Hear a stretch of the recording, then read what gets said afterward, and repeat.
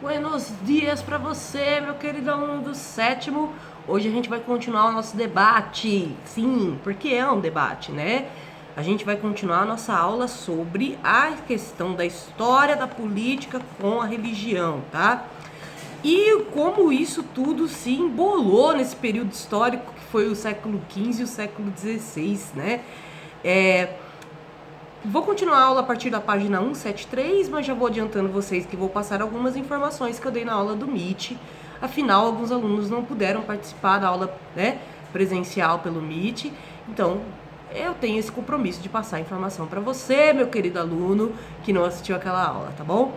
Uma das informações que a gente mais debateu, resumidamente, foi que muitos reis usavam a religião como forma de impor o seu poder, né? E de várias maneiras diferentes. A primeira maneira é a mais óbvia. Como os reis eram donos de todo o território que eles diziam ser praticamente proprietários, uma vez que, lembrando, hein, formação das monarquias nacionais, essas monarquias se armaram com armas de fogo, com um exército forte que garantiu a proteção à burguesia comercial que sofria muitos assaltos e ao mesmo tempo a aristocracia que estava vendo suas terras sendo ameaçadas por revoltas camponesas, né? Os camponeses queriam ter direito à terra. E nesse meio de situação toda começou a Santa Inquisição, uma vez que começou a ter várias críticas à Igreja Católica e também surgiram dissidências do cristianismo, como o puritanismo, o calvinismo e o luteranismo, que seriam as primeiras formas de protestantismo, tá, galera? Isso gerou um conflito muito grande pela questão religiosa, né? Então, no meio desses conflitos, a igreja começou o projeto da Inquisição Católica, que vocês já sabem que foi literalmente o filme de terror da humanidade, né? E também aproveitaram a Inquisição para punir esses camponeses, como eu já expliquei para vocês, pois esses camponeses estavam causando problemas para essas aristocracias.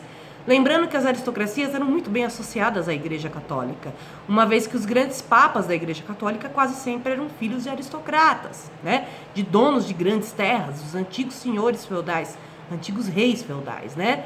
Que não tinham tanto poder de fogo quanto os reis modernos e por isso se ancoravam na Igreja Católica e nos reis modernos para reprimir os camponeses, né? Ora eles usavam o exército real, ora eles usavam a Santa Inquisição Católica para causar terror. E vale lembrar que esse era o verdadeiro objetivo da Inquisição, causar medo, né? Eles achavam que causando medo eles iam controlar a sociedade. A realidade é que gerou mais revolta ainda, né? Os protestantes ficaram mais revoltados ainda de saber que muitos protestantes foram para a fogueira pelo simples fato de serem de outra religião. Então, eles foram acusados de heresia, né? E sofreram torturas e processos de morte extremamente violentos, tá? Então, nesse sentido, havia sim uma disputa pela narrativa política e religiosa daquele tempo histórico, como há até hoje, né, galera? Infelizmente, porque a gente já teve mais que exemplos aí da humanidade que religião e política não deviam se misturar, né? Mas vamos lá. Então, a questão religiosa não envolvia uma questão individual, que nem hoje, de você escolher sua religião, né? E, inclusive, essa liberdade hoje só existe porque teve muita luta por ela, como vocês estão vendo aí historicamente. Nada caiu do céu pro ser humano, né? E aí, gerou um conflito entre as monarquias também, né? Lembrando que a igreja aplicava o terrorismo das torturas, da Inquisição e do Santo Ofício, da queimada, né, de pessoas literalmente em praça pública, né, para todo mundo ver, o que era bem assustador. Mas vale lembrar também, galera, né, que só uma curiosidade, tem algumas crônicas, né, dessa época que descreviam que a cidade ficava cheia de cinzas e quando as pessoas iam ver, essas cinzas eram de gente morta, cara. Então devia ser a própria Silent Hill da época. Para quem não joga Silent Hill, o primeiro jogo dessa franquia fala exatamente dessa situação de queimada de uma criança, né, em torno de um ritual religioso, de fanáticos religiosos, e a cidade toda vira cinzas, né, por conta dessa criança que morre. Só que essa criança meio que amaldiçoa a cidade, então ela fica nesse constante estado de cinzas, né? Tanto que você não consegue enxergar um palmo na sua frente na cidade, porque tem uma neblina muito intensa que é causada por essa queimada aí, né? Uma espécie de inquisição, né? E vale lembrar que, como eu falei pra vocês, tudo isso entrou no imaginário da época. Então as pessoas começaram a ter pesadelos com as visões que eles tinham da Inquisição, né? Bom, vamos lá então. Em alguns casos, alguns reis coincidiam com os interesses da Igreja Católica, porque acabavam não tendo nenhum tipo de oposição, né? Então eles se relacionavam de maneira positiva com a Igreja Católica, como é o caso das monarquias francesas, né? Ou de Portugal, da Espanha, né? Porém, meus queridos, na Inglaterra havia sim um conflito de interesses da Igreja Católica inglesa com a Igreja, desculpa gente, com o rei, né? Com a dinastia dos Tudor, tá? Principalmente no reinado aí do Henrique VIII, que vocês vão ver aí na página 173, uma pintura dele, né? Quase nem um pouquinho ostentação, né, galera? Porque os reis eram ostentação naquela época. Eles mostravam através da maneira de se vestir a sua riqueza, né? Eles tinham um comportamento diferenciado do resto da população. Em tudo eles tinham que parecer diferentes, porque lembrando que eu falei na aula do Nietzsche, eles se mostravam como um canal direto com Deus, né? Então, para dar mais ainda esse ar de coisa esotérica, de canal direto com Deus, eles se vestiam de uma maneira totalmente espalhafatosa, que mostrasse também requintes de alta costura da época, né? E principalmente para mostrar a sua riqueza, pois eles viam-se como os grandes representantes do seu reino. Então, quanto mais ostentação o rei tinha, mais ele ia se vestir de maneira bastante espalhafatosa e chamativa, tá? Também vale lembrar que era uma maneira de identificação social, a maneira de se vestir, como é até hoje, né? Até hoje, se você vê uma pessoa usando uma roupa de marca, de uma marca muito cara, você automaticamente associa essa pessoa à elite, né? É automático, né? Então, isso não veio do nada, isso veio dessas sociedades principalmente hierarquizadas, né? Essas dinastias que tiveram aí ao longo da história no poder. Então, outro sinônimo de poder e de riqueza era ser gordito, né? Porque nessa época a maioria da população não tinha muito alimento disponível. Só os reis que podiam comer à vontade, assim, né? Então, ser gordo também era sinônimo de beleza. Vale lembrar que o padrão de beleza era associado às elites de cada época. Então, se a elite dessa época via como padrão de riqueza ser gordo, ter muita tecido sobre tecido, com joias do tecido e tudo mais, eles basicamente associavam isso à beleza, tá? Literalmente. Mas também associava-se isso a uma aura de riqueza divina, né? Como se ele fosse escolhido de Deus para aquela posição. E aí, quando ele se torna um canal do povo para Deus, né? Automaticamente, qualquer pessoa que se opôsse ao rei era visto como o próprio anticristo, como uma pessoa contra Deus, né? E aí vem essa problemática que eu falei de misturar política com religião. Nenhum ser humano é o próprio Deus, né? Então a gente não pode simplesmente associar uma pessoa, por ela ter uma função religiosa, muitas vezes, né? Ao fato de que ela é inquestionável, que todas as atitudes dela são atitudes do próprio Deus, da vontade de Deus, pois isso é perigoso, a pessoa pode direcionar todos os interesses dela e falar foi Deus que quis, né? Então, isso acaba se tornando um poder muito, muito perigoso e autoritário, uma vez que qualquer pessoa que se manifeste contra algum abuso de poder desse rei era vista como uma inimiga de Deus pelos fanáticos religiosos, e ao mesmo tempo o rei já se aproveitava, né, disso e dizia, é isso mesmo, esse cara não é contra a fome não, ele é contra Deus, né? Então, isso acaba gerando muito mais uma reação sentimental da população, gerando muito ódio, né? Então, isso explica porque episódios de terror, né, como a Inquisição, não causavam nenhum tipo de impacto na população. Porque, por fim, os próprios governantes da época faziam a população desejar a morte daquela pessoa. Por isso que é perigoso, né, galera? É muito perigoso. Tudo que chega até nós é muito perigoso. Toda notícia que chega até nós, do jeito que ela chega, muitas vezes ela evoca muito sentimento. Então vamos supor que uma pessoa seja acusada falsamente, que nem aconteceu com um professor nos anos 60 e 70, que no Brasil a mídia acusou um professor que queria ensinar como era o aparelho reprodutor do ser humano, né?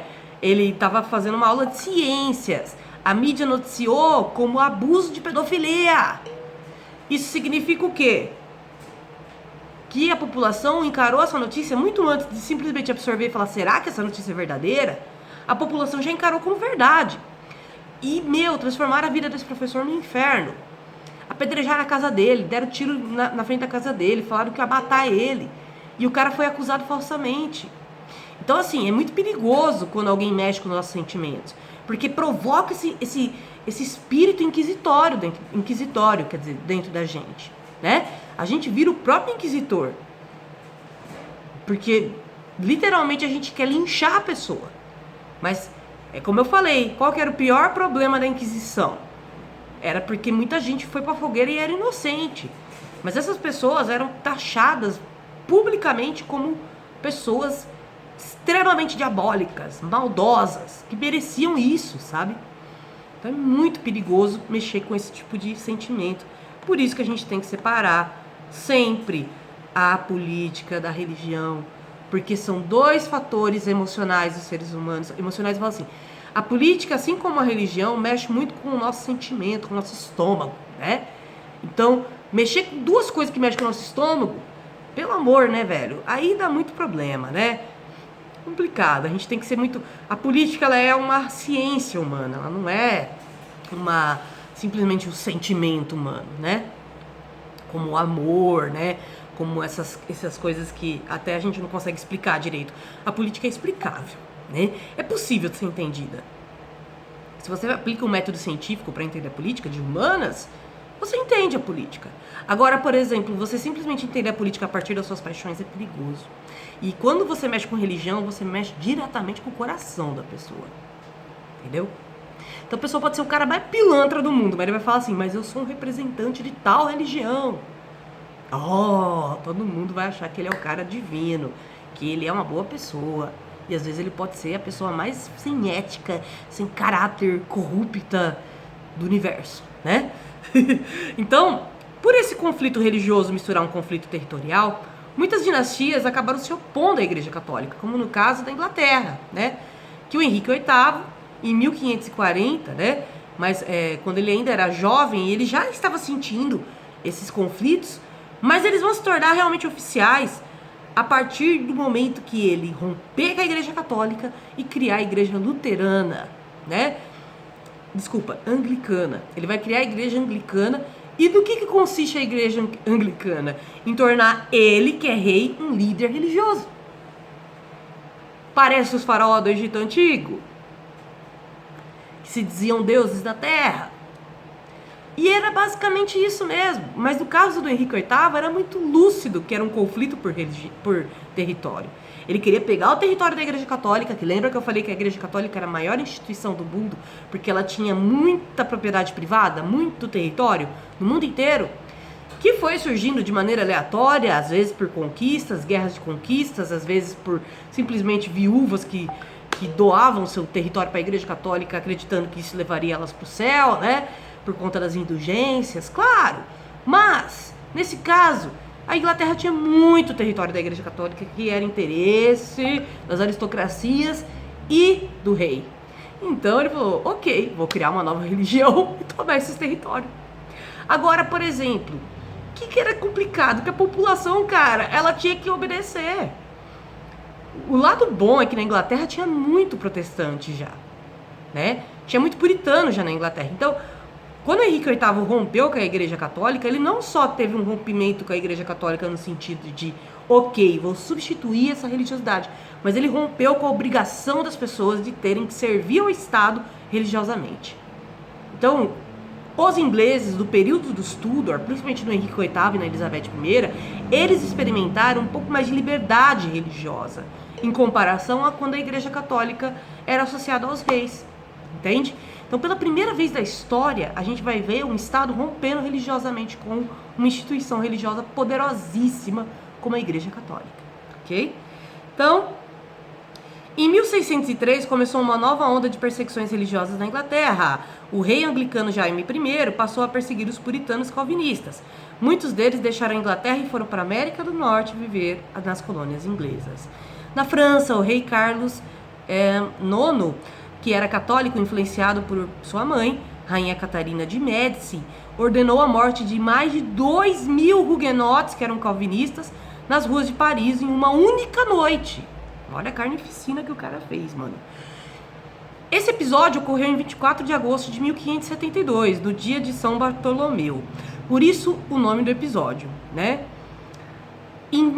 Os assassinatos durante os meses se espalharam na cidade da França. Estima-se que mais de 50 mil pessoas foram mortas nesse contexto. É como se matasse a população de Taquaritinga de uma vez, galera. Em Portugal, território católico, as decisões da Contra-Reforma foram cumpridas à risca. Os cristãos não seguiam as orientações da Igreja Católica, foram perseguidos e muitos morreram na mão de inquisidores.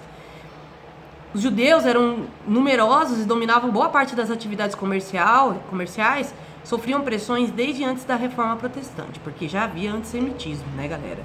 Já havia esse preconceito contra os judeus.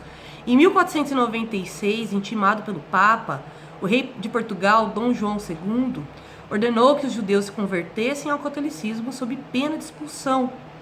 No entanto, a lei não foi posta em prática e poucos praticantes do judaísmo se converteram.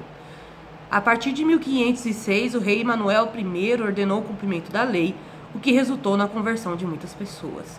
Depois da Contra-Reforma, os judeus foram convertidos, então conhecidos como cristãos novos, quando eram suspeitos que ainda mantinham vínculo com a sua antiga religião, eram presos e quase sempre acabavam mortos pelos inquisidores. Então, assim, gente, foi um pretexto para uma matança, né? Um expurgo, né? Gente, e é muito louco, porque as pessoas ficam chocadas quando descobrem que, por exemplo, no Império Maia haviam sacrifícios humanos, né? Mas eram sacrifícios humanos que aconteciam de muito tempo em muito tempo, assim.